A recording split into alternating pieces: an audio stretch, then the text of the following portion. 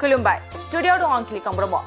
जमदुवार एबसुआ बसाबिल गामियाव खुंगा 2 आगु रंजालि बैसागु फोरबो फालिदों क'क्राझार जिल्ला गसाइगाव महकुमानि सिङाव थानाय बसाबिल गामिनि गुदि फरायसालिनि गेलेग्रा फोथाराव जमदुवार एबसुआ गाजा गोमजायै खुंगा 2 रंजालि फोरबो फालिदों गुबुन गुबुन बोसोराव फालिबोनाय बादिनो देग्लाय बोसोरावबो जमदुवार एबसुआ बसाबिल गामियाव खुंगा 2 आगु रंजालि बैसागु फोरबोखौ गाजा गोमजायै फालियो मख'जाथावदि बैसागु फोरबो सौफैनायनि सिगां बड'फा गोजोरखियारि सोलायनाय मावथांखिनि मोनसे बाहागो बायदियै जमदुवार एबसुआ हारिमुआरि मावबादा फोजोबनायजों लोगोसे आगु रंजालि फोरबो फालियो आरो बे हाबाफारियाव क'क्राझार जिल्ला एबसुनि गाहाय नेहाथारिया आलासि महरै बाहागो लायो बाहागो लानायजों लोगोसे जोंनि खौरांगिरिनि गेजेरजों मा फोरमायथि फैयो जों आबुङै मिथिना लानि जोबोद साबायखर बावहरदों लोगोसे रंजालि बैसागु गोदान बोसोरनि गासै बर' माहारिनो बैसोआव देरसिन लोगोसे बिथांमोननो आंनि सिबिनाय खुलुमनाय लोगोसे बैसोआव दुइसिन बिथांमोननो अननाय लोगोफोरनो आंगोफोरनो मोजां मोननायखौ जासिहरबाय बेजों लोगोसे दिनै जमदुवार दख'रा दुलाराय बर' फरायसा आफादनि बानजायनायाव हारिमु मावबादा आरो आगु बैसागु फालिनाय बेखौ दिनै खुंफुंनाय जाबाय बिथांमोना दा हारिमु मावबादा बेयो जोंनि थाखाय खोब मोनसे मेहेरगोनां हाबाफारि आरो बेखौ जों लानाया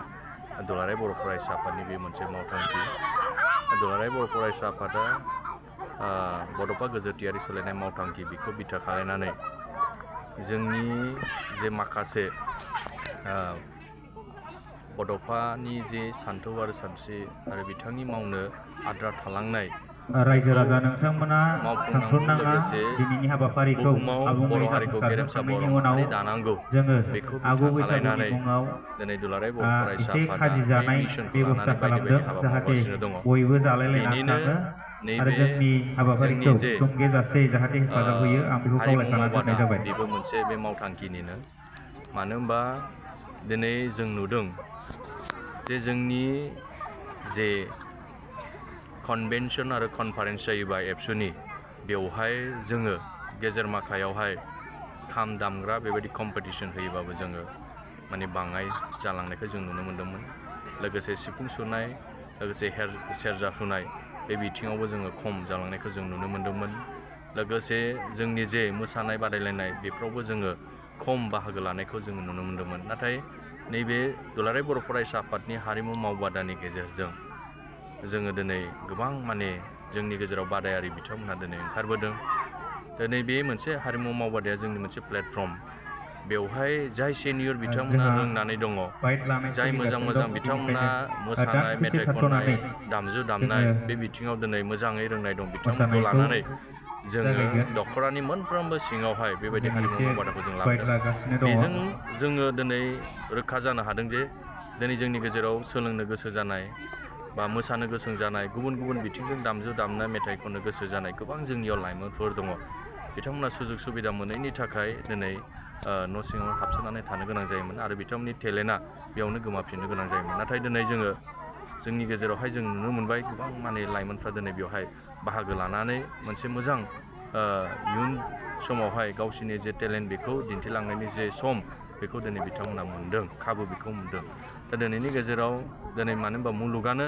कम्पिटिसनजों लोगोसे स्किलखौ दिनै दिन्थिनायनि मोनसे सम जाय बिथांमोना दिनै टेलेन्ट दङ स्किल दङ बेयाव दिनै जायगा मोनो आरो बिथांमोना दिनै मुं आरजिनो हानायनि मोनसे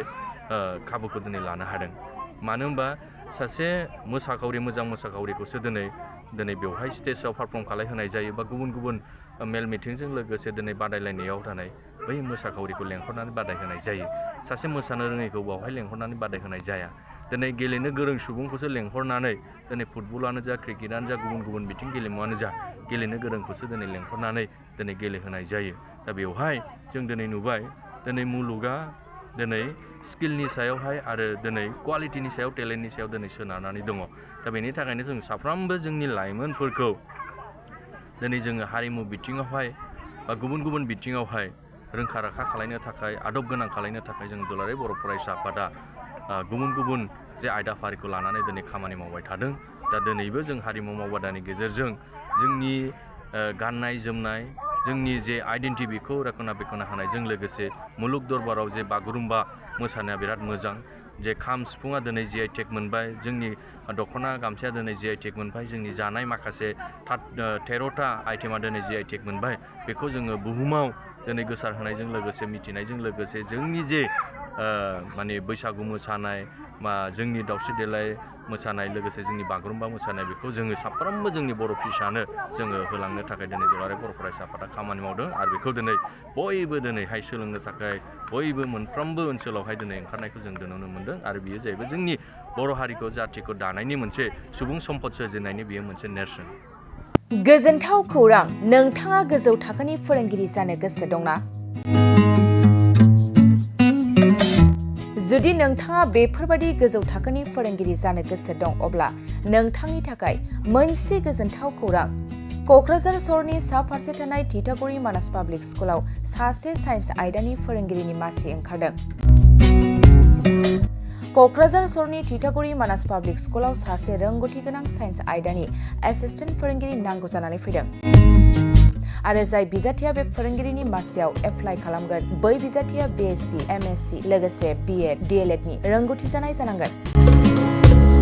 गोबां बाथ्रा मिथिबावनो थाखाय 9706475349 आरो 6000853288 नैबे जानबुं नाम्बाराव खौरां लाहरनानै नोंथाङा मिथिनो हागोन।